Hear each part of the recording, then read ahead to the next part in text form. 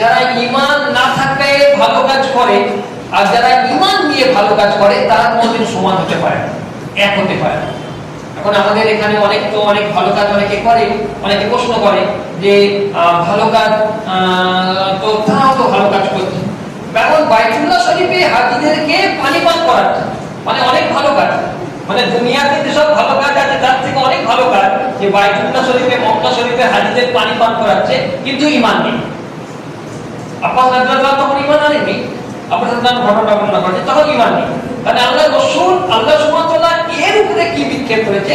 আল্লাহ সুবহানাহু ওয়া তাআলা সরাসরি বলে দিলেন যে ঈমানবিহীন ভালো কাজের মূল্য আল্লাহ সুবহানাহু ওয়া তাআলা আখিরাতে দেবেন না।